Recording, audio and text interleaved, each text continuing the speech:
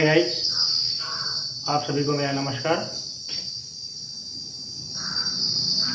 आज की क्लास शुरू करने से पहले कुछ हम महत्वपूर्ण जानकारियों के बारे में बात करेंगे। जैसे कि इस क्लास से पहले हमने इस लेसन में क्षेत्रफल वेक्टर, समतलीय कोण, घन कोण के बारे में पढ़ा है। इसी से रिलेटेड आज हम पढ़ेंगे गॉस की प्रमेय के बारे में पढ़ेंगे।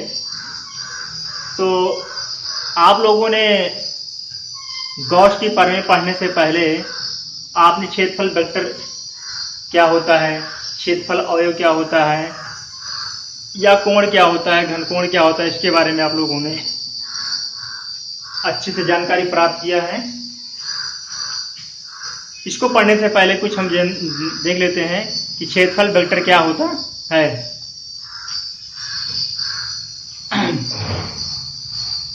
जैसे कोई समतल होता है, कोई समतलीय क्षेत्रफल होता है, उस समतलीय क्षेत्रफल को हम ए से प्रकट करते हैं। क्षेत्रफल को हम ए से प्रकट करते हैं, जिसे उस क्षेत्रफल का परिमाण बोलते हैं। जैसे कोई ये समतल है, ये क्या है, ये समतलीय क्षेत्रफल है और जिसका परिमाण ए है। क्या है, जिसका परिमाण ए है। और इस परिमाण ए को इस क्षेत्रफल पर बाहर की ओर, इस क्षेत्रफल पर बाहर की ओर क्या करते हैं, अभिलंबवत दर्शाते हैं, जिसे क्षेत्रफल वेक्टर ए से निरूपित करते हैं। इसे यूनिट वेक्टर एन से कहते हैं। क्या करते हैं, इसी क्षेत्रफल पर बाहर की ओर एक अभिलंब डालते हैं। क्या डालते हैं, अभिलंब, जिसे क्या बोलते हैं, क्षेत्रफल वेक्टर ए। अर्थात क्षेत्रफल वेक्टर ए इक्वल टू होता है unit vector n dot A, ऐसे हम लिखते हैं। तो हम समझ गए कि ए क्या है, जो समतलीय वेक्टर होता है उसका क्या है, ये परिमाण है। क्या है, परिमाण है। और जो ये इसकी लंबाई है, ये जो बाहर की ओर खींचा गया विलंब है, इसकी लंबाई को हम इस क्षेत्रफल वेक्टर ए से प्रदर्शित कर सकते हैं। क्षेत्रफल वेक्टर ए से प्रदर्शित करते हैं इसकी लंबाई को। जो ए है, जो ये समतलीय वेक्टर है, ये क्या है, ये समतलीय वेक्टर है। और समतलीय वेक्टर का ये जो ए दिया गया है, ये क्या है, परिमाण है। तो समतलीय वेक्टर, समतलीय क्षेत्रफल का ये क्या है, परिमाण है। तो परिमाण के साथ साथ इस क्षेत्रफल की दिशा भी होती है। जो क्षेत्रफल दिया होता है उसमें परिमाण साथ साथ क्या होती है, दिशा भी होती है। उस दिशा को दर्शाने के लिए हम क्या करते हैं, क्षेत्रफल पर बाहर की ओर एक अभिलंब खींचते हैं। ये क्षेत्रफल है और क्षेत्रफल पर बाहर की ओर हम क्या करते हैं, अभिलंब खींचते हैं। क्या खींचते हैं, अभिलंब खींचते हैं। जो इस क्षेत्रफल वेक्टर, जो ये क्षेत्रफल होता है ए, इसके परिमाण को बताता है। क्या बताता है, जिसे हम क्षेत्रफल वेक्टर ए अर्थात वेक्टर ए से लिख सकते हैं। और क्षेत्रफल वेक्टर ए बराबर होता है, क्षेत्रफल वेक्टर ए बराबर unit vector n in dot क्षेत्रफल ए। इसको हमने पढ़ा था क्षेत्रफल वेक्टर के बारे में। उसके बाद क्या हमने पढ़ा था, समतलीय कोण। यदि हमने पढ़ा था कोई वृत्त होता है, कोई वृत्त है, तो किसी वृत्त की त्रिज्या के बराबर, जैसे यहां से यहाँ एक कोई सेंटर है, तो इसकी यहां से यहां तक क्या है, त्रिज्या के बराबर चाप, क्या है, चाप की लंबाई, जितनी त्रिज्या है उसी की लंबाई के बराबर कोई चाप है। तो चाप के द्वारा जो आंतरिक केंद्र पर आंतरिक कोण होता है उसे क्या बोलते हैं, समतलीय कोण बोलते हैं। मतलब किसी वृत्त की त्रिज्या के चाप के बराबर लंबाई के द्वारा वृत्त के केंद्र पर आंतरिक कोण को हम क्या बोलते हैं? समतलीय कोण बोलते हैं। और समतलीय कोण का मात्रा क्या होता है? रेडियन। क्या होता है? समतलीय कोण का मात्रा क्या होता है? रेडियन। ठीक इसी प्रकार से आपने देखा था कोई गोला होता है, कोई क्या होता है? गोला। ये क्या है? ये वृत्त था। क्या है ये? वृत्त। और ये क्या है? गोला। क्या? गोला है। इसमें क्या करते हैं? कोई गोले से हैं और गोले में कोई बिंदु, जैसे कि बिंदु P है, P के चारों तरफ एक समतलीय वेक्टर अवयव DA क्षेत्रफल काट लेते हैं। कितना? DA। छोटा क्षेत्रफल DA काटते हैं और इसको इसके सेंटर O से प्रत्येक बिंदु को मिलाते हैं, ऐसे करके मिलाते हैं। मतलब क्षेत्रफल DA काटते हैं तो गोले की परिधि पर जो यहाँ पे गोला है इसमें क्या करते हैं? एक DA अवयव काट लिया। DA मतलब एक छोटा क्षेत्रफल ले लिया हमने और उस क्षेत्रफल की परिधि को, जो इसकी परिधि है अर्थात इसकी जो परिसीमा है, परिसीमा के प्रत्येक बिंदुओं को इसके केंद्र O से हम क्या करते हैं? मिलाते हैं। जो गोला होता है, गोले का जो केंद्र होता है O, उससे क्या करते हैं? इस DA क्षेत्रफल जो काटा गया DA क्षेत्रफल है, इसकी परिसीमा पर प्रत्येक बिंदुओं को O से मिलाते हैं। तो इसके द्वारा जो केंद्र पर आंतरिक कोण होता है उसे बोलते हैं घन कोण। क्या बोलते हैं? घन कोण। और घन कोण को हम d ओमेगा से प्रदर्शित करते हैं। d ओमेगा क्यों लिखते हैं? क्योंकि ये क्या है? छोटा क्षेत्रफल है। क्या? छोटा क्षेत्रफल है, जिसे d से लिखते हैं। इस छोटे क्षेत्रफल के द्वारा छोटा कोण भी आंतरिक होगा, इसलिए इसको किससे लिखते हैं? d ओमेगा से। इसे क्या बोलते हैं? स्टेरेडियन। क्या बोलते हैं? स्टेरेडियन। अर्थात d ओमेगा जो घनकोण होता है इसका मतलब क्या होता है? स्टेरेडियन। तो हमने पिछले टॉपिक में हमने शायद यही पढ़ा था, क्षेत्रफल वेक्टर A क्या है, समतलीय कोण क्या है, घन कोण क्या है, समतलीय कोण का मात्रा क्या है, घन कोण का मात्रा क्या है। हमने इन सब महत्वपूर्ण बिंदुओं के बारे में पढ़ा था। तो आइए हम आज के टॉपिक में पढ़ते हैं गॉस की प्रमेय। क्या? गॉसिस लॉ। तो आज के टॉपिक में हम पढ़ने जा रहे हैं क्या? गॉस की प्रमेय या गॉस का नियम। तो देखते हैं क्या होता है।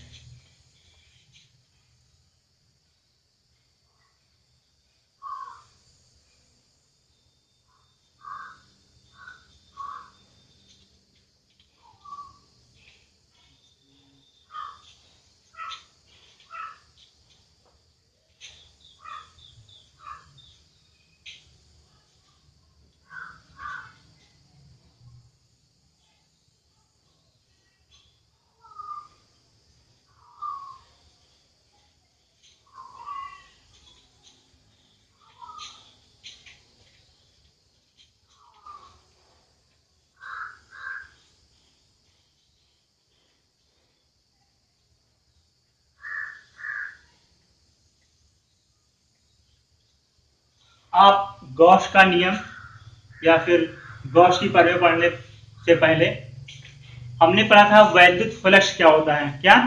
वैद्युत फ्लक्स, जिसे हम फाई ई से डिनोट करते हैं, लिखते हैं। तो क्या होता है? हमने पढ़ा था कि जो वैद्युत फ्लक्स होता है फाई ई किसी असमान वैद्युत क्षेत्र E, क्या? किसी असमान वैद्युत क्षेत्र E में किसी काल्पनिक पृष्ठ के द्वारा खींचे गए काल्पनिक पृष्ठ के द्वारा या किसी काल्पनिक पृष्ठ से होकर गुजरने वाली वैद्युत बल रेखाओं की संख्या की माप को हम क्या जानते थे? क्या जानते हैं? वैद्युत फ्लक्स। अर्थात किसी काल्पनिक पृष्ठ से होकर गुजरने वाली वैद्युत बल रेखाओं की संख्या की माप को हम क्या बोलते थे? Phi E. फाई ई बराबर क्या होता है? ई डॉट डी ए होता है। या अगर क्षेत्रफल वेक्टर DA और वैद्युत क्षेत्र E के बीच कोण थीटा हो तो होता है फाई ई बराबर समाकल E dot DA cos theta. हम ऐसा लिखते थे। तो आज हम पढ़ने जा रहे हैं क्या? Gauss theorem. तो उसी से संबंधित क्या है, गॉस की प्रमेय या गॉस का नियम, इसके बारे में हम जानेंगे। यदि आपको गॉस की प्रमेय के बारे में अच्छे से गहराई से जानकारी प्राप्त करना है तो आपको हमारे अगले वीडियो को, जो इसके पहले लेक्चर दिया गया, इसके पहले वीडियो बनाई गई हैं, उनको ध्यानपूर्वक देखना होगा और उनको समझना होगा कि घनकोण क्या है, समतलीय कोण क्या है, क्षेत्रफल वेक्टर क्या है और क्या कहते हैं बद्ध फ्लक्स क्या है। तब आपको जाके ये गॉस की प्रमेय के बारे में अच्छी से जानकारी प्राप्त हो सकती है। तो आइए हम देखते हैं गॉस की प्रमेय क्या है। गॉस की प्रमेय के द्वारा हम क्या कर सकते हैं। गॉस की प्रमेय जो होती है वो किसी काल्पनिक पृष्ठ, स्थिर विद्युत्की के अंतर्गत खींचे गए किसी काल्पनिक पृष्ठ से होकर गुजरने वाले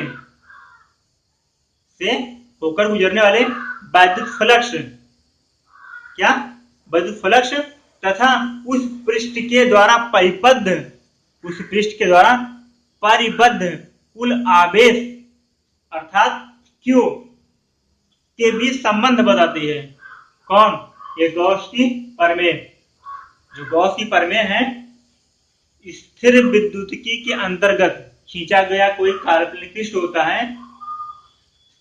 और उस काल्पनिक पृष्ठ से होकर गुजरने वाले कुल विद्युत फ्लक्स तथा उस काल्पनिक पृष्ठ के द्वारा कुल परिबद्ध आवेश के बीच संबंध को बताता है। कौन? गॉस की प्रमेय। हम आशा करते हैं कि आप लोगों को ये बात समझ में आई होगी। आइए हम परिभाषा लिखते हैं।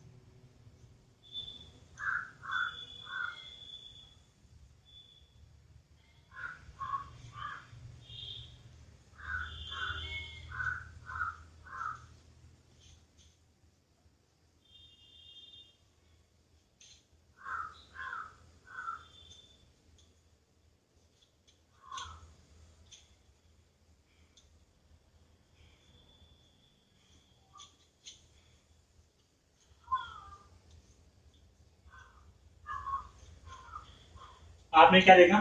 आपने देखा कि गॉस की प्रमेय अर्थात ये जो जिसे लिखा आपने, गॉस की प्रमेय क्या होता है? स्थिर विद्युत्की के अंतर्गत या स्थिर विद्युत्की में खींचे गए किसी काल्पनिक पृष्ठ, जिसे गॉसियन पृष्ठ भी कहते हैं। क्या? जो स्थिर विद्युत्की होता है उसके अंतर्गत जो खींचा गया काल्पनिक पृष्ठ होता है उसे गॉसियन पृष्ठ भी कहते हैं। अर्थात गॉसियन खींचे गए किसी गॉसियन पृष्ठ से होकर गुजरने वाले कुल वैद्युत फ्लक्स है। मतलब जो वैद्युत पृष्ठ होता है, जो वैद्युत स्थिति के अंदर गॉसियन पृष्ठ खींचा गया होता है, काल्पनिक पृष्ठ, उससे होकर गुजरने वाले कुल वैद्युत फ्लक्स तथा उस पृष्ठ के द्वारा परिबद्ध बंधे हुए परिबद्ध कुल आवेश के बीच संबंध बताता है। कौन? ये गॉसियन पृष्ठ।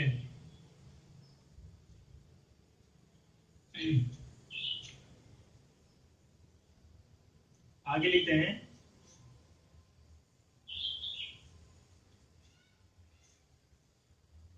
जो आपने लिखा है इसके अनुसार, जो आपने ये लिखा है इसके अनुसार हम देखते हैं क्या होता है।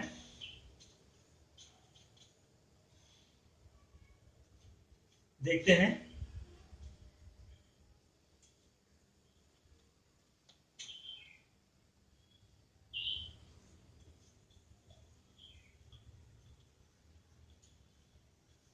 किसी काल्पनिक पृष्ठ से होकर गुजरने वाला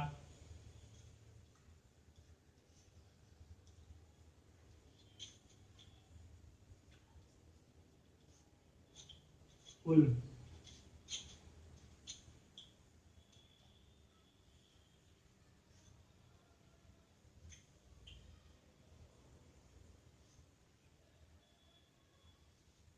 वैद्युत फ्लक्स फाई ई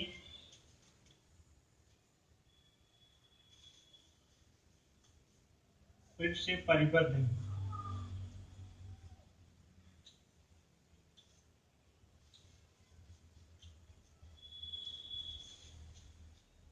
आवेश Q का 1/ε0 गुना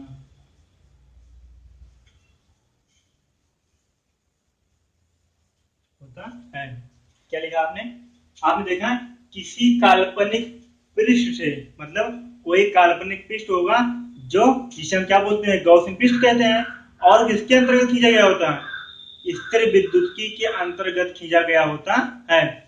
तो गॉसियन पृष्ठ से होकर गुजरने वाला कुल वैद्युत फ्लक्स अर्थात फाई ई, वैद्युत फ्लक्स फाई ई पृष्ठ से परिबद्ध आवेश Q, आवेश Q का 1/0 गुना होता है। अर्थात हम लिखते हैं फाई ई बराबर 1/0। ये यदि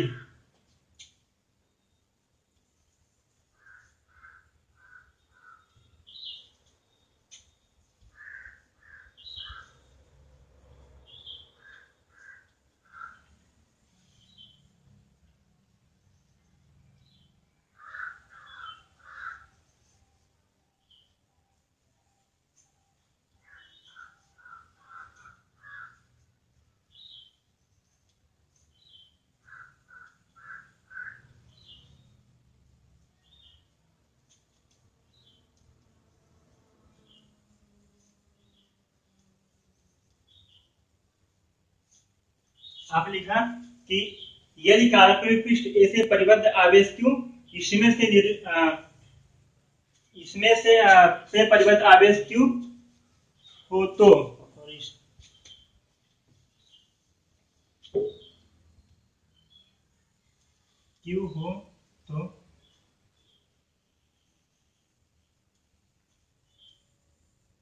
इसमें से निर्गत वैद्युत फ्लक्स फाई ई बराबर समाकल vector E dot vector DA.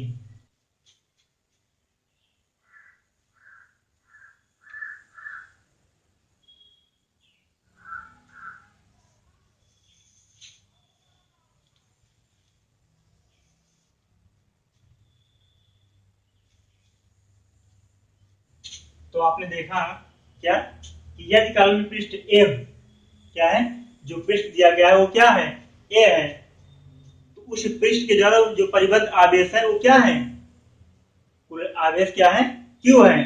तो उस पृष्ठ के द्वारा जो निर्गत होने वाला कुल वैद्युत फ्लक्स फाई ई क्या होगा, vector E dot vector D A equal to Q upon epsilon zero. यही क्या है, गॉस का नियम है या फिर गॉस की प्रमेय।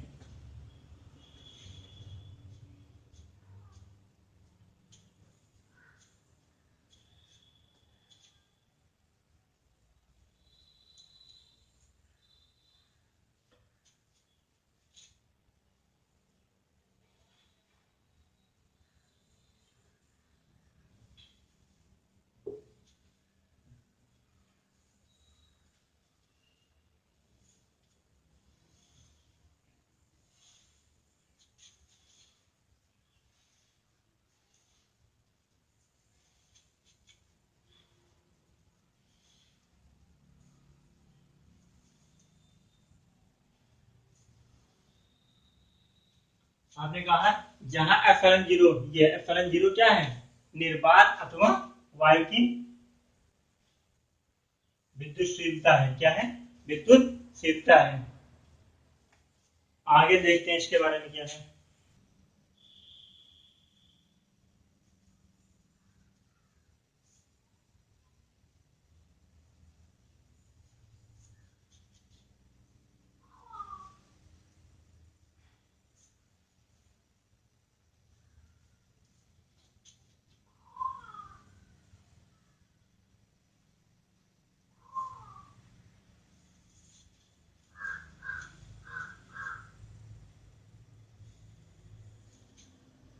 आइए देखते हैं कि जो कॉस की प्रमेय आपने फाइंड किया, वाई ई बराबर क्यू अपान एप्सिलॉन जीरो, ये कहाँ से आता है इसको हम देखते हैं। मानते हैं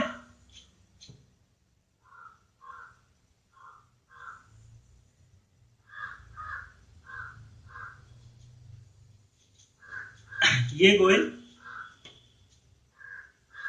काल्पनिक पृष्ठ है। क्या है, ये कोई काल्पनिक पृष्ठ है जो कि स्थिर विद्युतकी में खींचा गया क्या है, काल्पनिक पृष्ठ ये है, जिसमें कोई बिंदु ओ है। क्या है, माना कोई काल्पनिक पृष्ठ ए है जो कि स्थिर विद्युतकी में खींचा गया है। माना यहाँ पर कोई बिंदु ओ है, ओ से आर मीटर दूरी पर कोई बिंदु पी है। क्या है, कोई बिंदु पी है। बिंदु पी, यहाँ पर कोई बिंदु पी है। पी के चारों ओर एक, क्या, पी के चारों ओर एक छोटा अवयव डीए क्षेत्र काटते हैं। क्या, डीए, क्या है, डीए।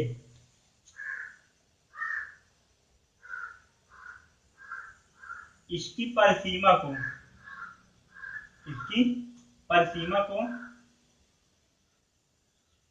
हम इसके बिंदु ओ से मिला देते हैं। तो जब हम इसके इस जो छोटा अवयव है डीए है, डीए की परिसीमा को हमने क्या किया, बिंदु ओ से मिला दिया। तो इस डीए अवयव क्षेत्रफल डीए के द्वारा केंद्र ओ पर आंशिक कोण क्या होगा, डी ओमेगा होगा। ओके, और जो बिंदु पी है, अर्थात ये जो क्षेत्रफल अवयव डीए है, क्षेत्रफल अवयव डीए पर, क्षेत्रफल अवयव डीए पर बाहर की ओर जो अविलंब है, क्या है, अविलंब क्षेत्रफल है, वो क्या है,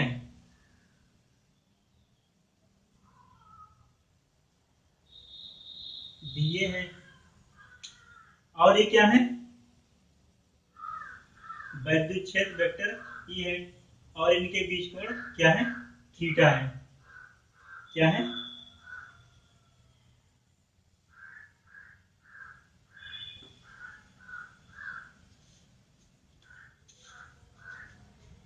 हमने क्या कहा कि बिंदु ओ से आर दूरी पर कोई बिंदु पी है, और पी के चारों ओर एक छोटा अवयव क्षेत्रफल डीए हमने क्या किया, काटा, और उस पृष्ठ से बाहर की ओर क्या है, अभिलंब खींचा, जिसको हम क्षेत्रफल वेक्टर डीए लिखते हैं, जिसे क्षेत्रफल डीए कहते हैं। और ये क्या है, यूनिट वेक्टर एन है, जो क्या है, इसकी लंबाई को प्रकट करता है, अर्थात इस अभिलंब की लंबाई को प्रकट करता है, जिसको आपने क्षेत्रफल वेक्टर ए पढ़ते समय आपने पढ़ा था कि कोई ये क्या है, समतलीय क्षेत्रफल है जिसका परिमाण ए है, और परिमाण साथ साथ क्या होती है, दिशा होती है। इस दिशा को इस क्षेत्रफल से बाहर की ओर पृष्ठ पर एक अभिलंब खींचते हैं, जिसको क्षेत्रफल वेक्टर ए से भी हम लिख सकते हैं, अर्थात इसके परिमाण को इस क्षेत्रफल वेक्टर ए लिखते हैं, जिसको हम यूनिट वेक्टर एन भी लिखते हैं। इस यूनिट वेक्टर एन अर्थात इसकी लंबाई परिमाण के बराबर होती है। इसे हम लिखते थे क्या, क्षेत्रफल वेक्टर ए बराबर हम लिखते थे यूनिट वेक्टर एन इंटू ये, यही चीज यहाँ पे दिखाया गया है। यहाँ पे छोटा अवयव क्या है, क्षेत्रफल क्या है, डीए, जिसके पृष्ठ पर बाहर की ओर क्या है, बाहर की ओर खींचा गया अभिलंब क्या है, अभिलंब डीए क्या है, जिसको हम क्षेत्रफल वेक्टर डीए से लिखते हैं, और अभिलंब की लंबाई अर्थात यूनिट वेक्टर एन से लिख सकते हैं। और ये क्या है, वैद्युत क्षेत्र ई, इन दोनों के बीच अगर थीटा कोण है तो जो हमने यहाँ पर किया है वही हम अपने शब्दों में, वाक्यों के रूप में लिखेंगे। हम अपने शब्दों में, वाक्यों के रूप में लिखेंगे। आइए लिखते हैं।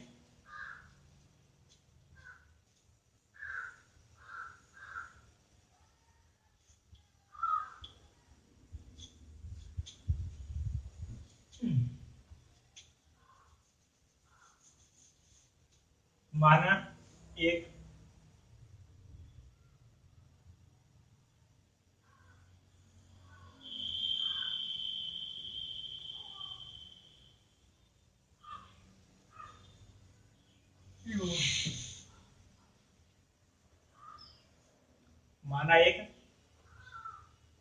काल्पनिक पृष्ठ ए स्थिर विद्युत की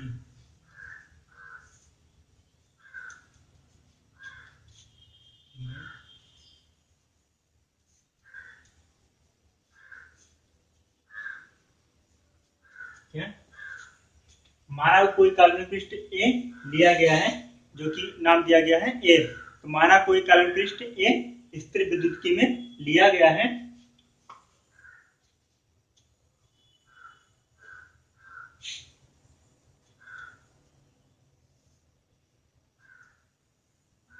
काल्पनिक पृष्ठ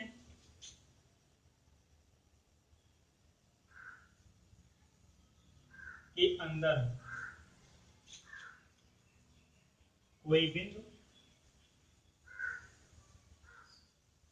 ओ है, क्या है, ये काल्पनिक पृष्ठ है, इसके अंदर कोई बिंदु क्या है, ओ है। ये क्या है, ओ है, जिस पर आवेश प्लस क्यू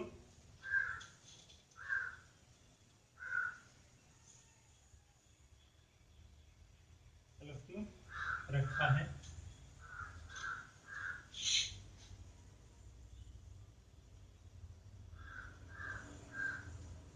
जिससे आर दूरी पर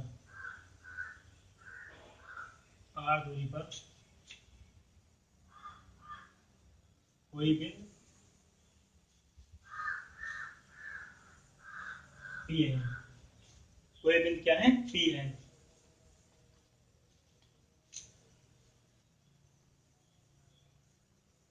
बिंदु P पर वैद्युत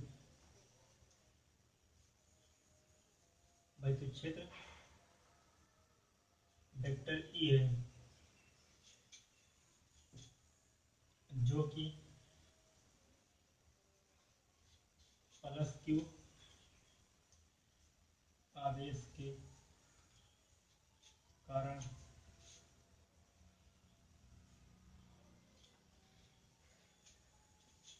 बाहर की ओर दिष्ट है। यदि आवेश प्लस है तो बल क्षेत्र क्या होगा, बाहर की ओर होगा। यदि आवेश माइनस है तो बल क्षेत्र क्या होगा, अंदर तरफ होगा। तो प्लस क्यू है, बिंदु P पर कोई प्लस क्यू आवेश है तो इसके आर दूरी पर क्या है, बिंदु P है। मतलब जो ये बिंदु O है वो से आर दूरी पर, कितना, आर दूरी पर क्या है, बिंदु P है। माना बिंदु P के चारों तरफ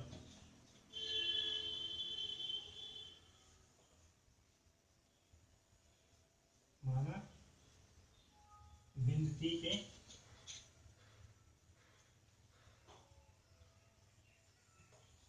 चारों ओर एक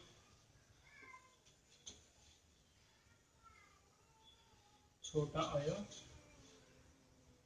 दिए है।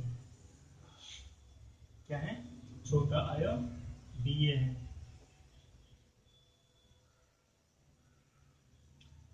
जो P है, P की चारों तरफ एक क्या है, छोटा अवयव दिए है।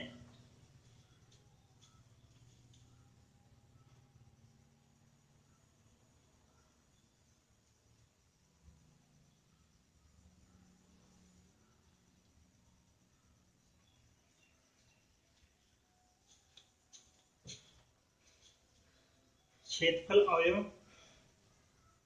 डीए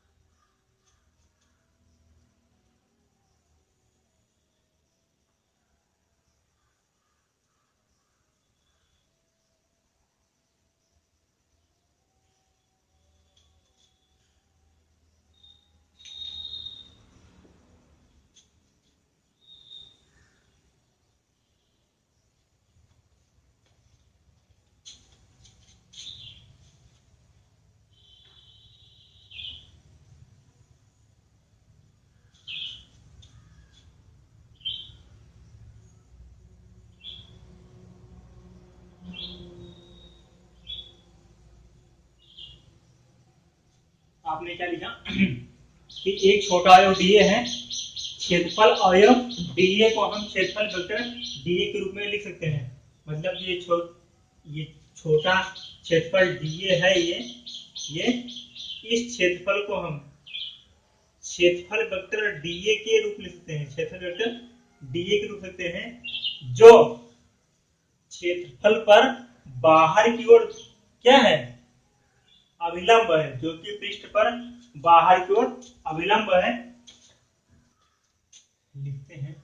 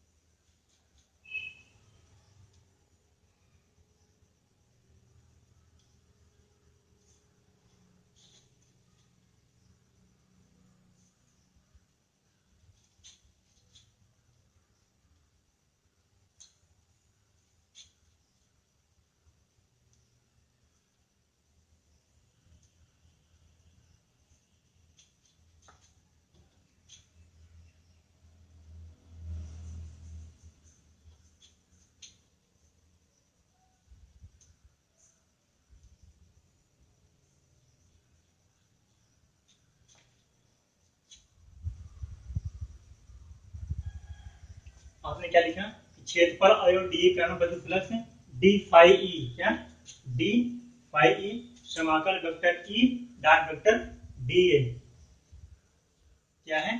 आप लिख रहे हो माना कि बिंदु ओ पर प्लस क्यू आवेश करण, माना कि बिंदु ओ, आप बिंदु ओ देख रहे हैं, बिंदु ओ पर क्या है प्लस क्यू आवेश रखा गया है, तो प्लस क्यू आवेश करण आर दूरी पर जो बिंदु पी रखा गया है वहां पर प्लस क्यू आवेश करण विद्युत क्षेत्र क्या है वेक्टर ई है, क्या है वेक्टर ई है। तो वेक्टर ई पर जो कि बिंदु पी पर बाहर की ओर क्या है, बाहर की ओर ओपी केंद्रित है। क्षेत्रफल अवयव डी के कारण, किसके क्षेत्रफल अवयव डी ए के कारण क्या लिखा आपने, क्षेत्रफल अवयव डी के कारण विद्युत फ्लक्स डी फाई ई बराबर vector E dot d A, क्या वेक्टर ई डॉट डी ए।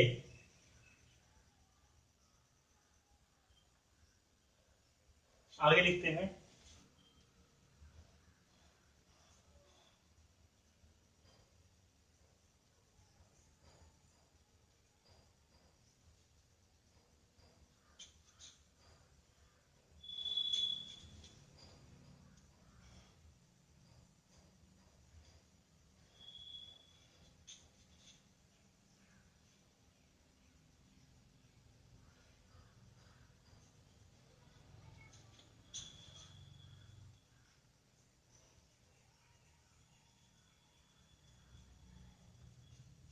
यदि विद्युत क्षेत्र ई, मतलब जो विद्युत क्षेत्र ई है ये और क्षेत्रफल वेक्टर डीए, क्षेत्र वेक्टर डीए के बीच कोण क्या है थीटा हो, क्या हो थीटा हो, तो डी फाई ई बराबर क्या हो जाएगा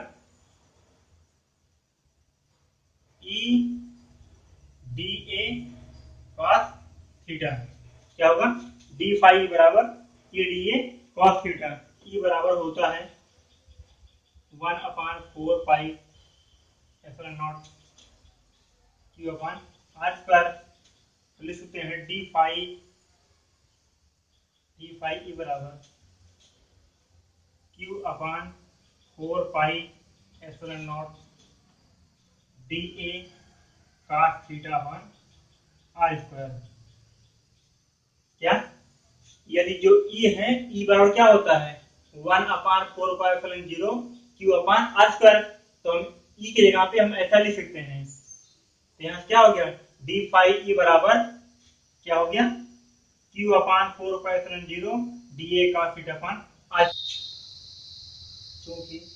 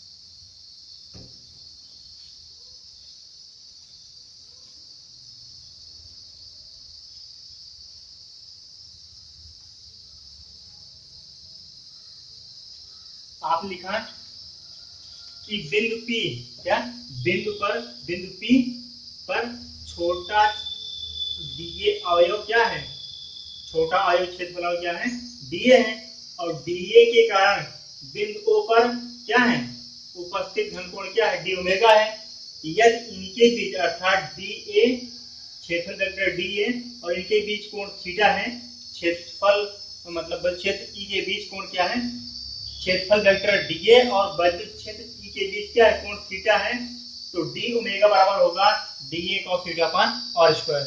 क्या होगा डी ओमेगा बराबर होगा D A cos theta upon are square. हम यहाँ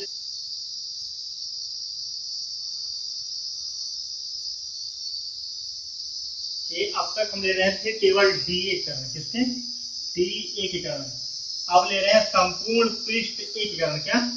संपूर्ण पृष्ठ ए से बाहर की ओर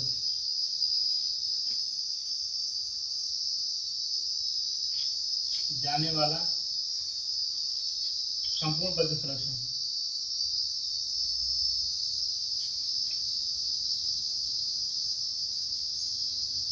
वैद्युत फलक जहां पर फलक डी फाई ले रहे थे वहां पर आ जाएगा फाई ई इक्वल टू करेंगे Q upon 4 pi epsilon not D omega. ऐसे या लिख सकते हैं फाई ई बराबर Q upon 4 pi epsilon not D.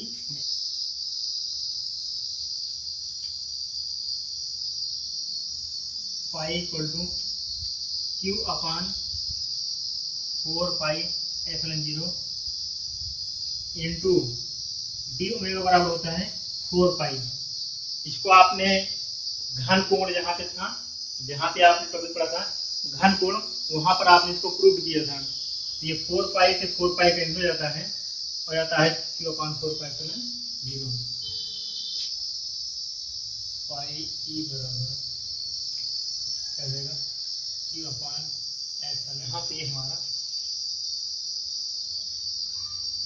आता कुल वैद्युत फ्लक्स, मतलब कोई काल्पनिक पृष्ठ ए होता है और इसके संपूर्ण पृष्ठ के द्वारा, संपूर्ण पृष्ठ ए के द्वारा निर्गत, पृष्ठ ए के द्वारा निर्गत कुल वैद्युत फ्लक्स फाई ई बराबर होता है क्यू अपॉन एप्सिलॉन 0।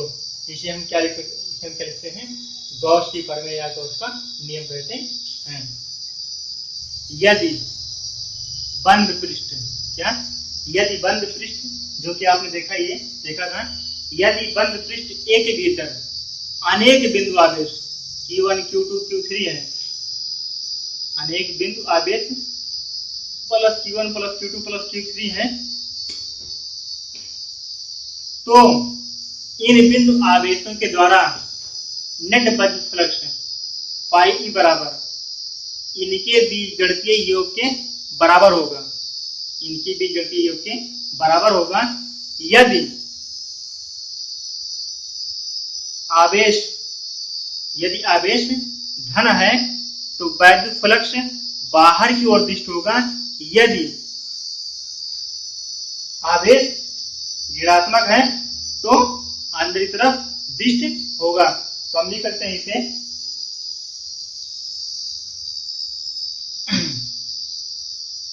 लिख लेते हैं एक लाइन में,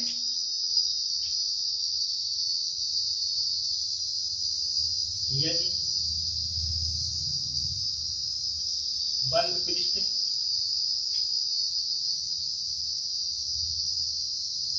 ए के भीतर अनेक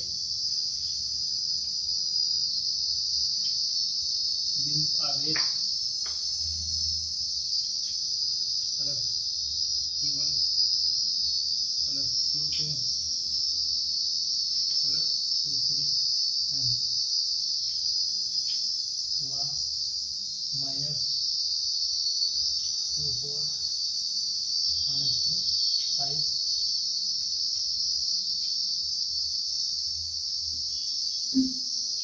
क्या?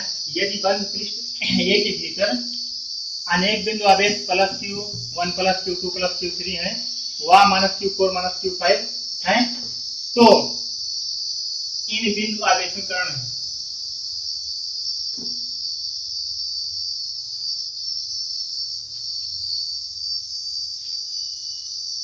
आवेशों के कारण कुल वैद्युत फ्लक्स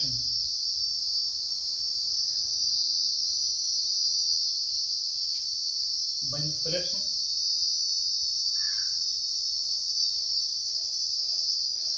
इन बिंदु आवेशों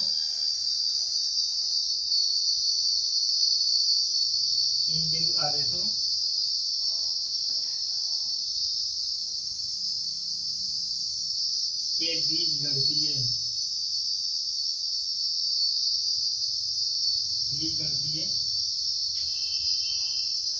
योग के बराबर होगा यदि आवेश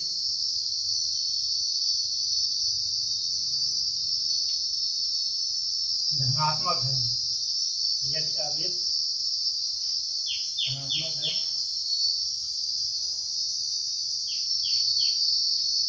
तो वैद्युत फलक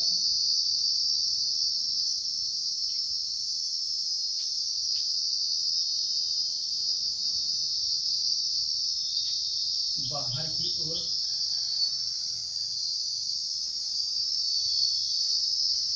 दिश होगा।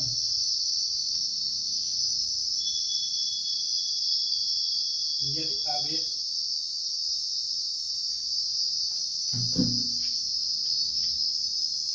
ऋणात्मक है तो वैद्युत फलक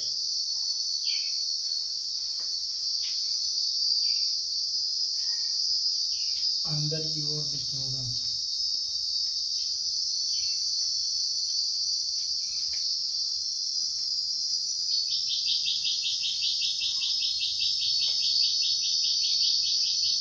लिख सकते हैं फाई ई बराबर 1/Q1 Q2 Q3 Q4 Q5 ऐसे लिख सकते हैं। फाई ई बराबर 1/(1/(0) सिग्मा क्यू। बिंदु आवेश प्लस क्यू पृष्ठ से बाहर स्थित है तो वैद्युत फलक क्या होगा? 0 होगा। क्या होगा? 0 होगा। ये टॉपिक यहीं पर समाप्त होता है। Thank you.